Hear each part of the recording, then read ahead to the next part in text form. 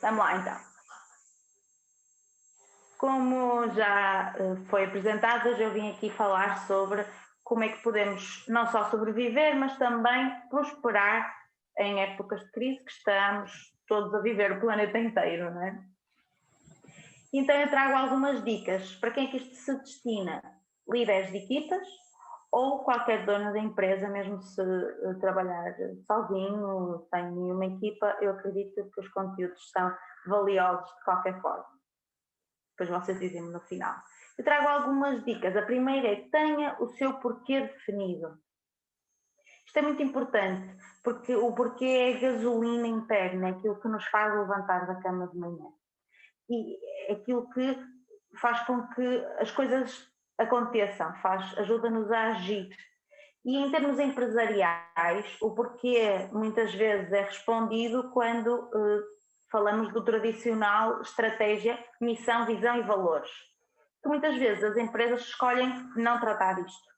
É visto como, são aquelas frases bonitas que as pessoas põem nos sites, não serve assim para nada em especial. Muitas pessoas dizem que não têm tempo, que vão tratar isso depois da máquina estar oleada, da coisa estar a acontecer, de os problemas estarem resolvidos, e para mim isto faz muita confusão, porque tudo parte daqui. Como é que alguém consegue definir um objetivo para uma empresa se não sabe qual é a visão, não sabe para onde é que quer chegar no longo prazo? Então como é que vai definir um objetivo de curto prazo? Esse objetivo é baseado em quê? Para mim os objetivos só podem ser definidos depois de termos a estratégia definida. Quando eu digo aqui o porquê definido, este porquê é respondido na visão, no sentido de que é para onde nós queremos chegar, porque é que a minha empresa existe. Muitas vezes também me respondem: existe para criar lucro. Isso são todas, é uma consequência. Mas porquê este negócio e não outro qualquer? Muitos dizem: é do que eu percebo, é do que eu sei fazer. Isso não chega principalmente para os dias maus, para os dias de crise, para uma equipa que se vai juntar a nós e que se calhar não tem esse lucro no final, não é? Tem o salário, mas para isso, porque é que não está a receber um salário numa outra empresa? E isto está muito associado lá está, à missão, que deve ter a ver com algum problema que nós vamos resolver aos nossos clientes. Qual é esse problema? Porque é que eles me vão escolher a mim e não a um concorrente? Quando isto está muito amarrado, muito bem definido, isso ajuda-nos a perceber, a motivar, e principalmente nesses dias mais difíceis, em momentos de crise.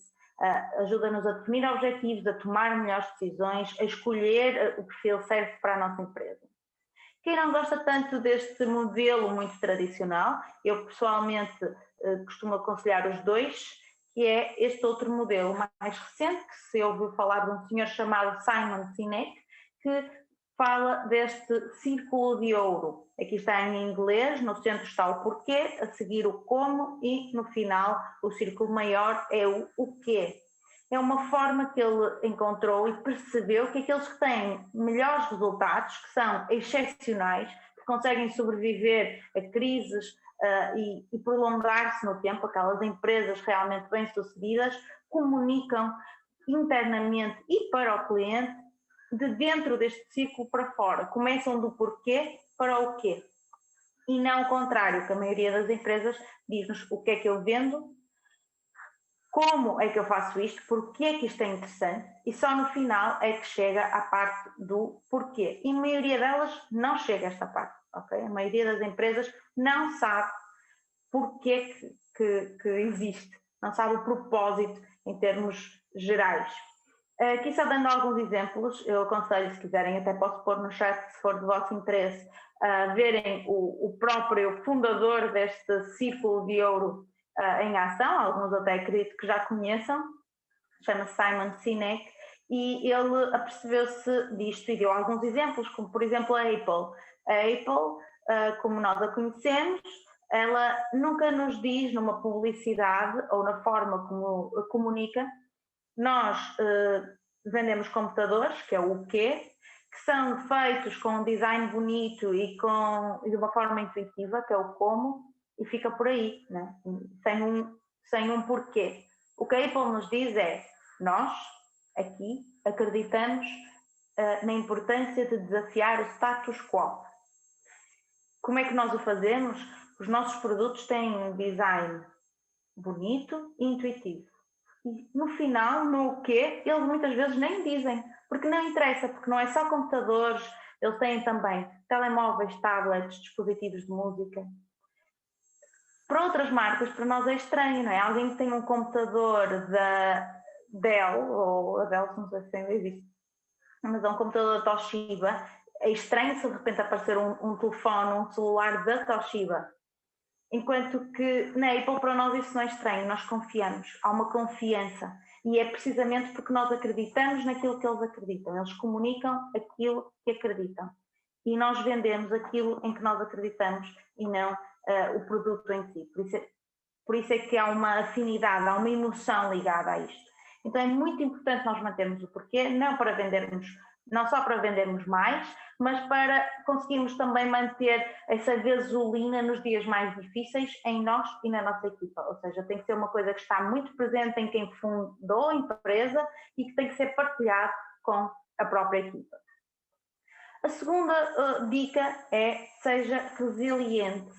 A resiliência é definida normalmente como a capacidade de recuperar das adversidades da vida. Então, eu gosto de trazer metáforas e trago com os amortecedores. Eu não sei se no Brasil também se diz amortecedores de um carro, mas supostamente é aquilo que nos impede de sentir os buracos da estrada, não é? Torna o carro mais confortável. Então, quanto melhores forem esses amortecedores, menos nós vamos sentir os buracos na estrada. E se transpusermos isto para a nossa vida, os buracos na estrada são as adversidades, né? E os amortecedores é a resiliência que nós podemos trabalhar e melhorá-la para sentirmos cada vez menos, para eles não nos impedirem de continuarmos a agir e de continuarmos a seguir o nosso propósito que veio da dica anterior. Outra metáfora é que o pinguim sempre em pé. A gente conhece estes bonecos que nós podemos dar murros, podemos deitá-los e eles voltam sempre à forma original, voltam sempre a estar de pé em um segundo, em menos de um segundo. Eles não nos dão tempo, ou seja, aqui eu gostei muito desta metáfora no sentido de quase nem se nota que ele esteve deitado. É uma resiliência tão grande que é imediata a forma como ele volta a estar de pé e não interessa se nós o deitamos 10, 15, 20 vezes. Ele volta sempre a estar de pé. Isto é resiliência. E agora vocês perguntam: ok, Margarida, isso é muito bonito, mas como é que eu posso desenvolver isso? A resiliência é também um bocadinho uma perspectiva, como é que nós vemos a vida, como é que nós olhamos para as adversidades que nos aparecem ao longo do tempo.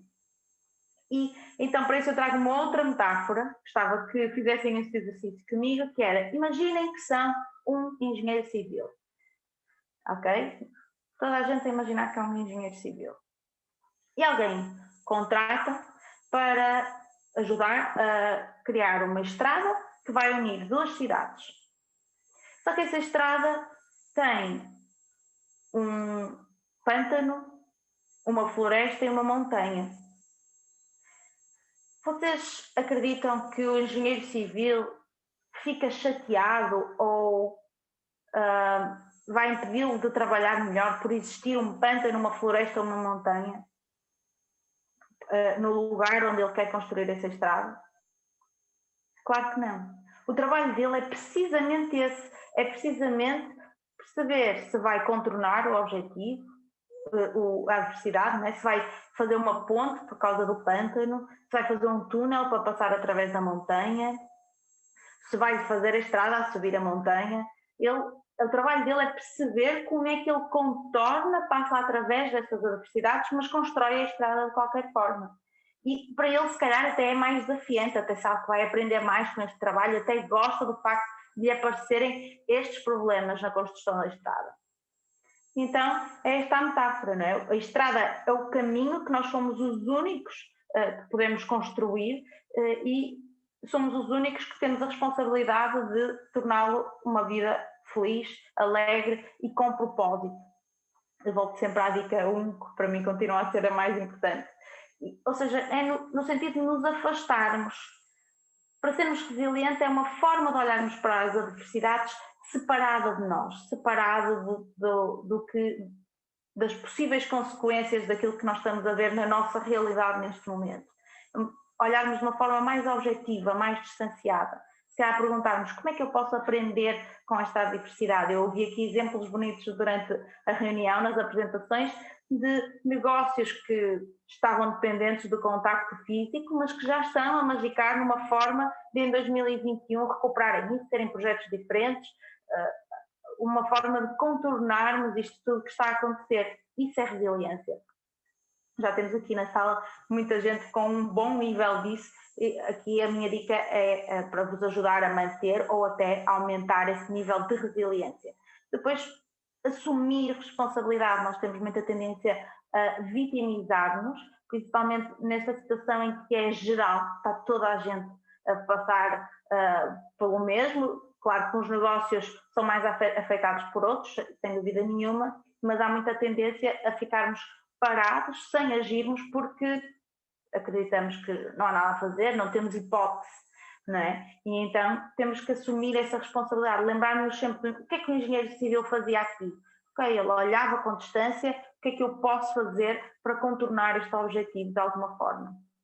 Sempre a saber que ele vai ser o responsável por aquela estrada. É ele que vai ter que responder se a estrada estiver mal construída de alguma forma. Ele sabe que ele é o responsável, mas ele não vê os obstáculos como algo negativo, obrigatoriamente.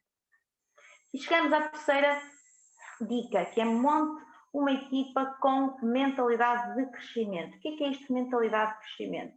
Esta senhora que vocês veem aqui em baixo, chama-se Carol Dweck, também quem tiver interesse pode investigar.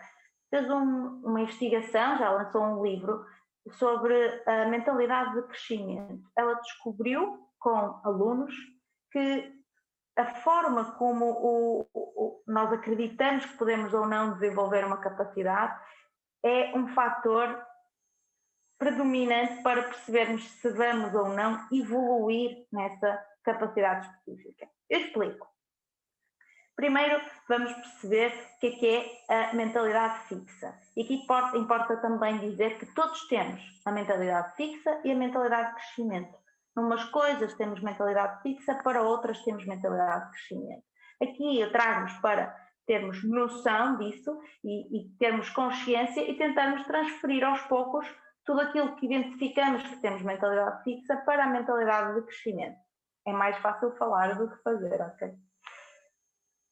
Então, quando nós estamos numa mentalidade fixa, é quando nós acreditamos que uma certa capacidade é inata, ou seja, que nasce connosco.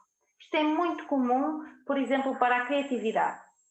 Ouvimos muitas pessoas a dizerem assim, aquela pessoa é criativa, eu não.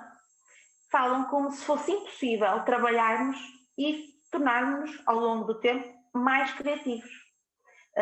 Ouve-se também muito para quem diz, eu só o meu pai não sou bom em matemática, né? Culpam os genes e por conta disso preferem manter-se acreditar nisso do que acreditar que poderiam melhorar ao longo do tempo. Então, quando nós temos esta crença de que não há nada a fazer, que eu tenho este nível de sabedoria de matemática, este nível de criatividade e toda a vida se vai manter neste nível. O que é que acontece? Sempre que eu falho, a falha é vista como um problema. Porquê?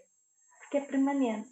Então, se falhei, cheguei àquele nível, tentei fazer um exercício mais difícil de matemática, tentei fazer alguma coisa que exigia um pouco mais de criatividade e não consegui, então eu vou acreditar que sempre que tentar atingir aquele nível, eu não vou conseguir. E por isso eu vou preferir sempre aplicar pouco esforço. Porquê? Porque aí eu tenho outra desculpa. Não sou eu que não sei. Eu é que não tentei assim tanto. Identificam-se? E depois, preferimos as tarefas mais fáceis, não é? Preferimos, sempre que sabemos que estamos nessa capacidade, prefiro tentar fazer os exercícios que eu já sei, até aquele nível que eu já sei. E então, sempre que nos aparece um obstáculo, sempre que é preciso um esforço extra, nós desistimos. Porque acreditamos que não conseguimos passar daquele nível. preferimos desistir, virar as costas a essa capacidade. E por isso, o feedback, sempre que alguém, por mais que tenha a melhor das intenções de nos ajudar a evoluir, sempre que alguém nos dá um feedback, nós olhamos para aquilo como um ataque pessoal. Porquê? Porque como é permanente, como é algo que nós acreditamos que não podemos evoluir, é um rótulo que a pessoa nos está a pôr. Está-nos a dizer, tu és isto, tu não és bom a fazer isto. E como nós não acreditamos que podemos ser melhores, aquilo é muito grave para nós, é mal visto, nós não gostamos de ouvir. Fugimos até ao feedback. Por isso, obviamente, quando temos esta mentalidade, a probabilidade de assumirmos riscos é muito baixa. E o foco principal é em objetivos mensuráveis, ou seja, para uns alunos uma certa nota, quero ter 18, aí é de 0 a 10, não é? Quero ter 10 ou 9 nesta matéria, ou quero ter aquele cargo na empresa, aquele carro, aquela casa, é uma coisa muito específica, muito fácil de mensurar. E agora vamos perceber como é que nós somos quando temos a mentalidade de crescimento. Ok? Então, ao contrário, como eu já estava a falar, é quando nós acreditamos que essa capacidade pode ser melhorada com o tempo e a prática.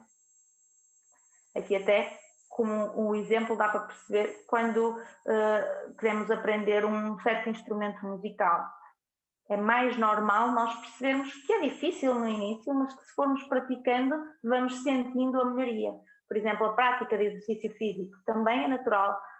Naturalmente, a maioria das pessoas tem uma mentalidade de crescimento, porque sai para correr, pode demorar 1 hora para correr, cá estou a dizer agora números absurdos, mas para correr 3 km, e se continuar a treinar ao longo do tempo vai demorar a mesma hora, vai correr 9 km. Eu não sei se estes números são absurdos, ok? Porque eu não corro. Mas entendem o que eu quero dizer, é uma coisa que toda a gente entende, que com o tempo e a prática consegue melhorar, ou a maioria das pessoas. Então a falha aqui já não é vista como um problema, é vista como uma oportunidade para melhorar. Sempre que eu vejo que aconteceu alguma coisa, eu vou tomar atenção para da próxima vez isso não acontecer. E então até prefiro as tarefas difíceis, eu quero desafios, porque sei que isso me vai permitir crescer mais, a uma velocidade se calhar maior, porque eu não tenho problemas em aplicar muito esforço, que eu sei que isso vai ter eu vou ter de volta a aprendizagem que isso me vai trazer. Aqui o feedback também já é visto como uma oportunidade. Normalmente quando estamos com esta capacidade, com esta mentalidade, nós até vamos pedir, vamos em busca dele, falamos com os nossos colegas de trabalho, com os nossos chefes, com amigos até, em termos pessoais, vamos fazendo perguntas para as pessoas nos ajudarem a evoluir constantemente. Assim, os obstáculos também são vistos da mesma forma, não é? Está aqui alguma coisa que eu tenho que passar por cima e quando eu chegar ao lado de lá, eu vou estar melhor do que aquilo do que estava antes. Então pode até dar na mesma um medo, mas é um medo prazeroso, é uma adrenalina. Então são vistos como uma oportunidade para experimentar, para resolver problemas. Os riscos criativos são aquilo que nos permitem inovar, não é? Melhorar. Aliás, toda a inovação que existe só existe quando temos esta mentalidade. A mentalidade fixa ajuda-nos a mantermos onde nós já estávamos. Todo o progresso que existe no mundo existe por causa da mentalidade de crescimento, porque alguém arriscou para inovar.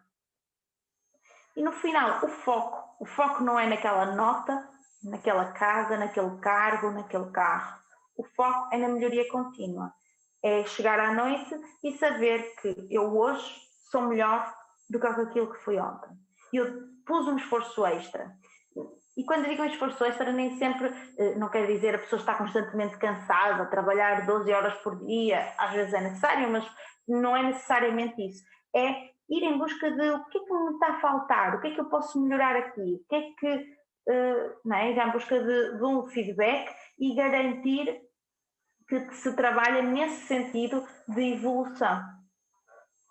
Então, como podem perceber, este é um dos fatores que determinam se nós crescemos ou não nas nossas capacidades. Ok?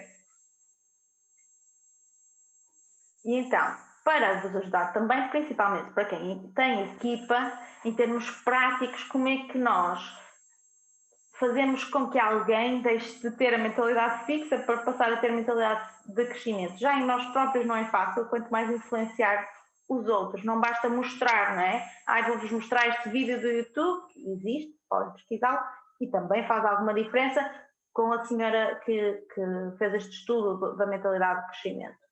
No entanto, eu trago aqui algumas dicas práticas que podem aplicar desde já e que ao longo do tempo, vai demorar, mas vai-vos ajudar a que a vossa equipa tenha também esta mentalidade.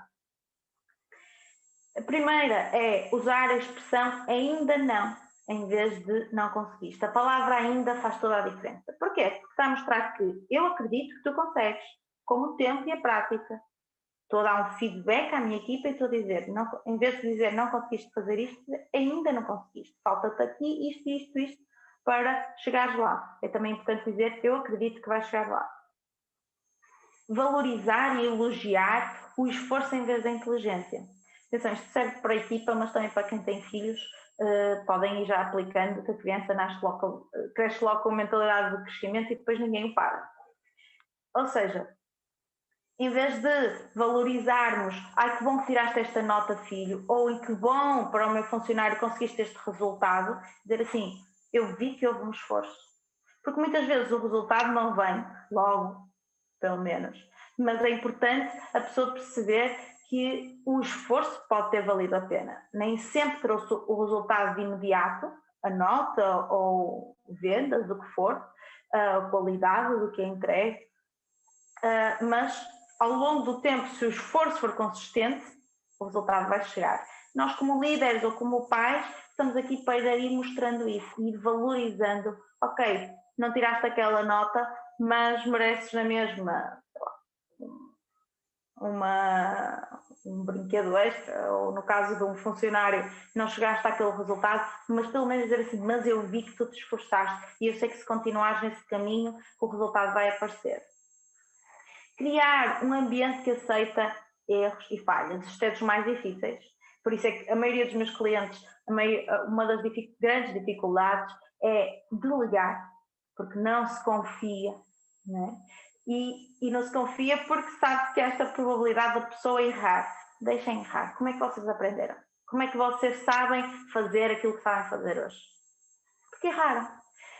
Claro que há erros grandes que exigem a nossa supervisão, nada nos impede de fazer uma supervisão aos nossos funcionários para garantir que não é um erro que vai ter uma consequência muito grande, mas uma pequena consequência e deixar que as coisas aconteçam é importante, porque senão as pessoas não vão arriscar, não vão falar, muitos nem contam coisas que já fizeram erradas aos próprios líderes, por medo, enquanto que se for criado este ambiente, às vezes até a contarem próprias histórias pessoais de há uns anos atrás, eu achava que isto era assim, eu fiz isto, para além de estarmos a dar já logo uma lição, não é? Uma aprendizagem por uma história passada, estamos a mostrar que sabemos que é normal as pessoas errarem. Incentivar, isto está muito ligado ao anterior, a coragem de assumir riscos, pode também vir de uma história, pode também ser através do exemplo, olhem, eu vou fazer isto e eu não sei o que é que vai dar, é um risco. Mas comunicar com a equipa e dizer, até perguntar o que é que vocês acham, mas dizer, eu sei que é um risco, mas eu tenho que arriscar e assim ajudarmos a que eles também arrisquem no futuro.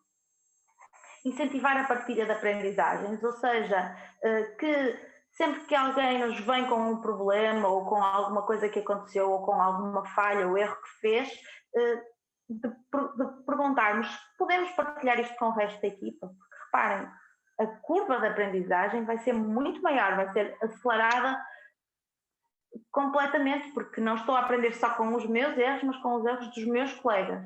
E sempre que isso puder ser partilhado em equipa, é interessante para percebermos não só que os outros também erram, mas para aprendermos com os erros deles. Contratar internamente, ou seja, abre uma vaga antes de abrir para o público, abrir para a própria equipa. Para muitos isto pode parecer estranho, mas depois vou ter que abrir outra, porque aquela pessoa vai sair dali. Esta rotatividade, esta flexibilidade permite-nos o quê? Mostrar que para nós não é só o currículo da pessoa que é importante.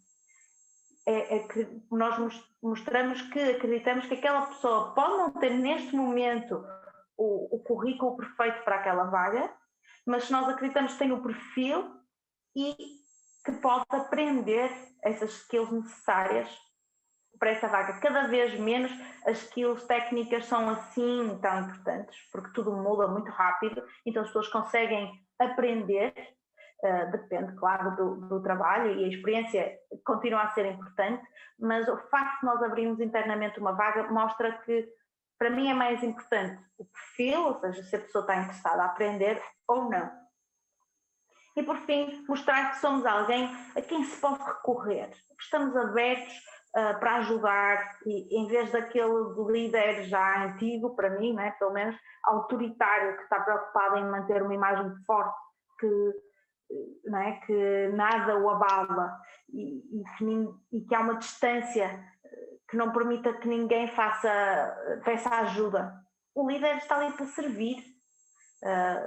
Para muita gente isto não é bem assim, mas o líder serve a equipa, o líder ajuda, cria outros líderes e não necessariamente seguidores. O verdadeiro líder é esse, que está ali disposto a ajudar, está a ajudar com que as outras pessoas cumpram os resultados que se comprometeram. Eu conheço um CEO, meu amigo, que me diz: eu prefiro contratar alguém que sabe pouco, mas está disposto a aprender, do que contratar alguém que já sabe muito, mas que não está disposto a aprender. Muito cuidado com pessoas com um bom currículo, muita experiência, mas que depois não se querem adaptar à forma de trabalhar da vossa empresa, pode criar maiores problemas do que alguém que não tem currículo assim tão interessante, mas que tem esta mentalidade e que está sempre disposto a adaptar-se ao que está a acontecer. Quarta dica: comuniquem com a vossa equipa, principalmente nestes tempos de crise, é muito importante.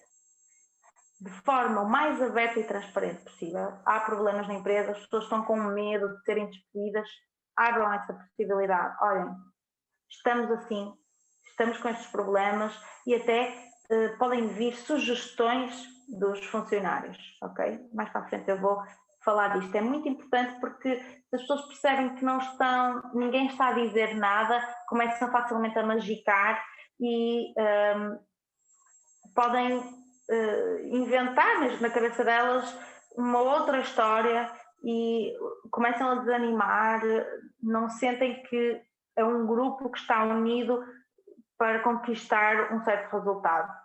Há uma separação entre a liderança e a equipa quando esta comunicação não acontece.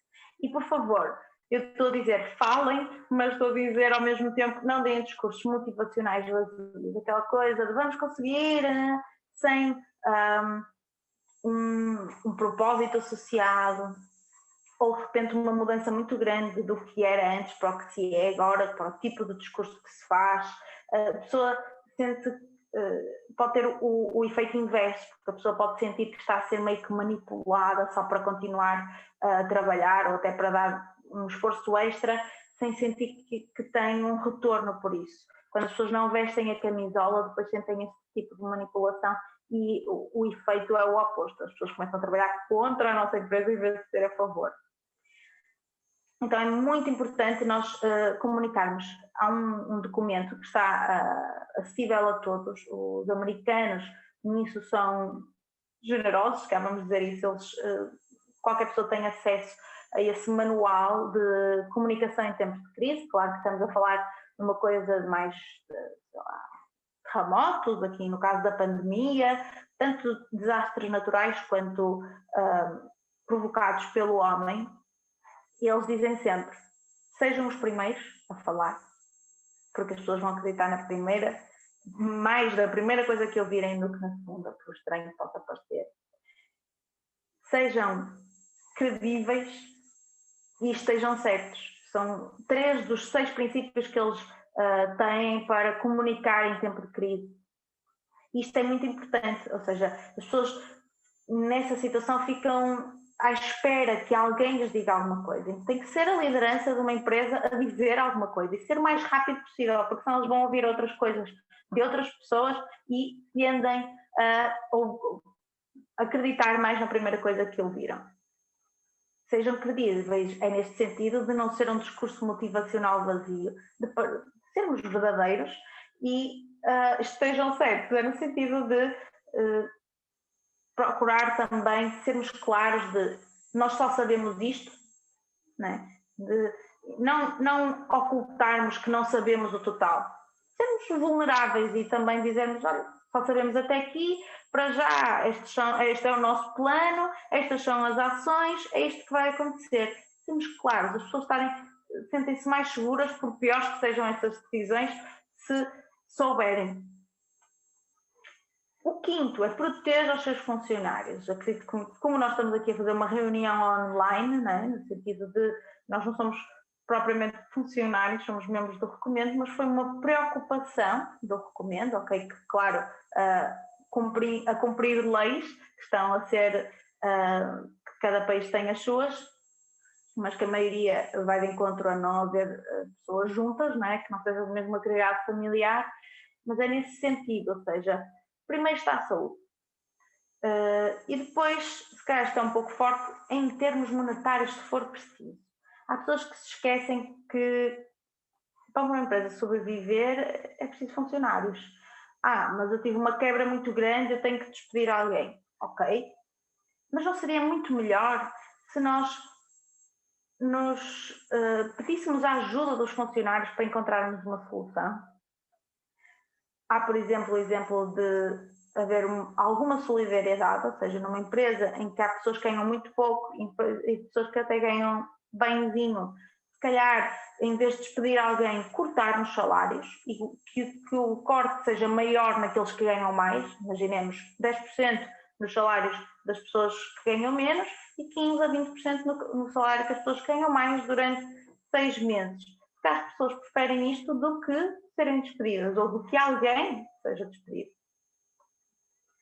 E às vezes também é necessário, lá está, este sacrifício, quando eu digo voluntário, porque há muitos líderes que histórias verdadeiras desta crise e de outras crises, de pessoas que se mostraram vulneráveis e a coisa aconteceu milagrosamente. Ou seja, pessoas que disseram, eu não sei como é que eu posso salvar esta empresa sem despedir pessoas, e em vez de isso ficar um segredo a 7 chaves dentro da liderança, foi passado a todos os funcionários. E eles próprios criaram este esforço voluntário, coletivo. Houve empresas que disseram assim, ok, vocês vão ter todos um mês de férias não remunerado. E que vocês podem decidir, então, em qual das semanas é que tiram. Podem ser todas juntas, todas separadas, como quiserem. E voluntariamente houve pessoas que sabiam que outras necessitavam, por questões familiares, posses, o que for, que disseram, eu tiro 5 semanas ou 6 semanas para aquela pessoa tirar só 2 ou 3. Okay? Nós às vezes não acreditamos nessa bondade, pensamos nos nossos funcionários como os vemos no dia-a-dia.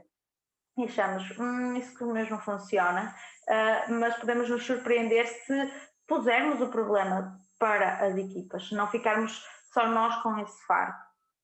Há mesmo muitos bons exemplos. E normalmente estas empresas passam por esta fase e ainda isto une a equipa muito mais.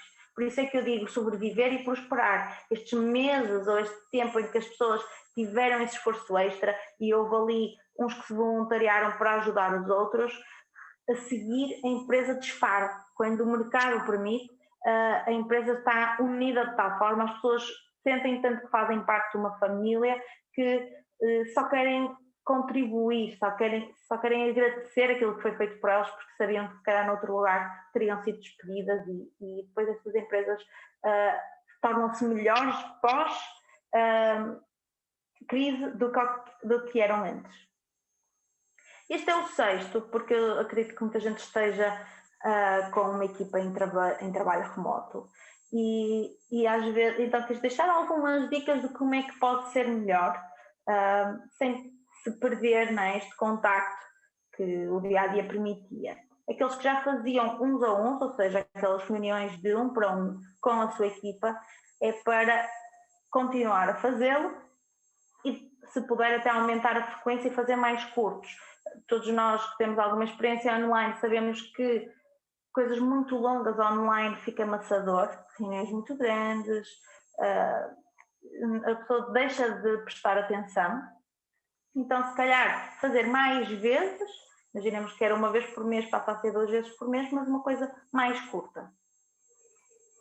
As conversas, para substituirmos aquela conversa de café, na copa, do dia-a-dia, normais, seria um pouquinho antes da reunião começar, quando ainda não chegou toda a gente, como fazemos aqui, não recomendo, não é? Não é igual àquele nosso café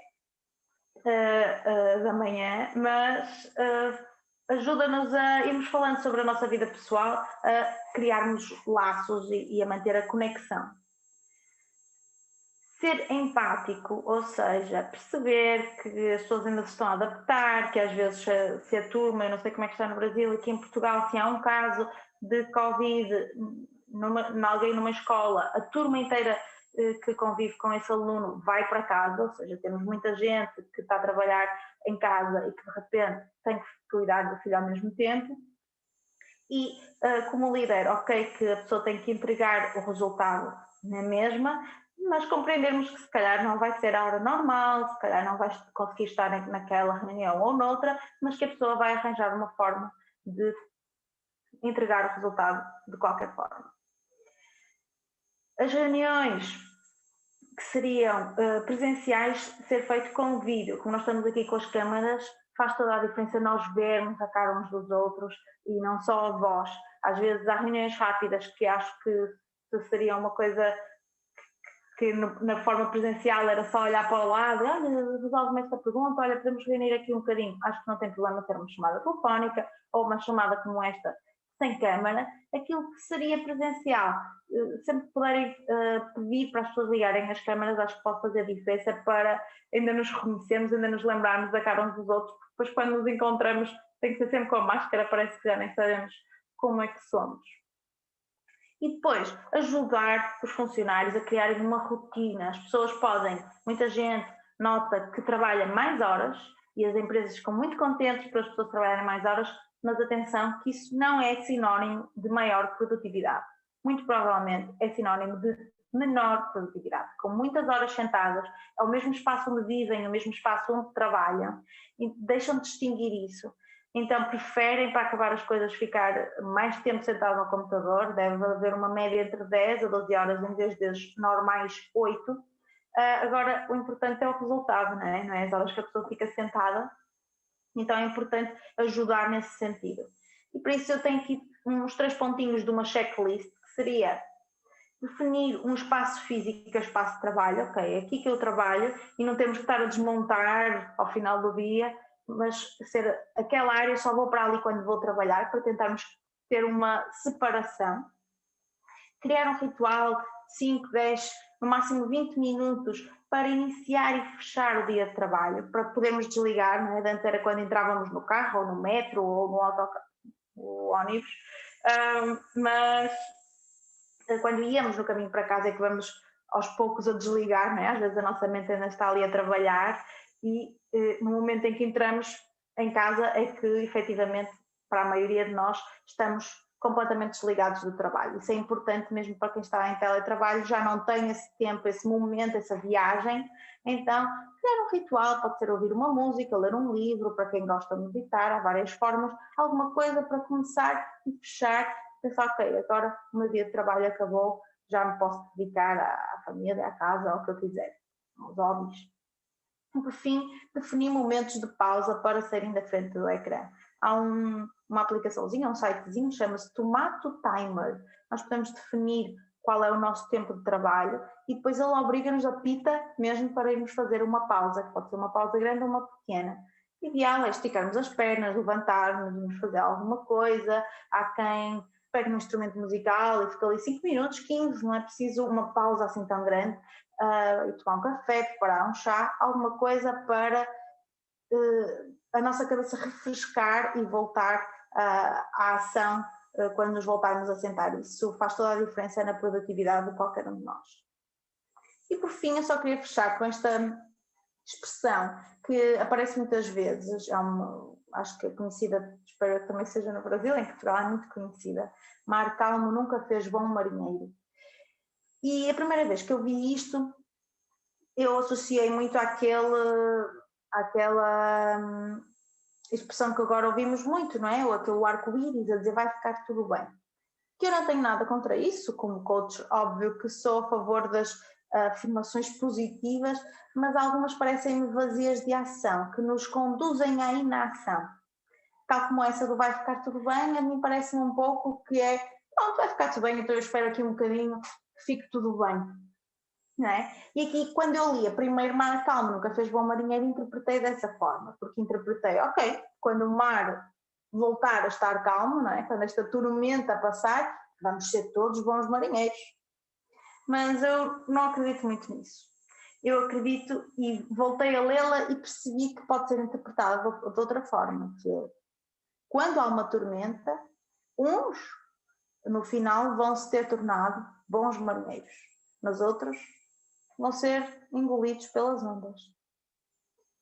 Estas dicas que eu passei acima são aquelas que eu acredito que podem ajudar um marinheiro mediano a tornar-se um bom marinheiro e a sair desta tormenta por cima e a superar todos os obstáculos.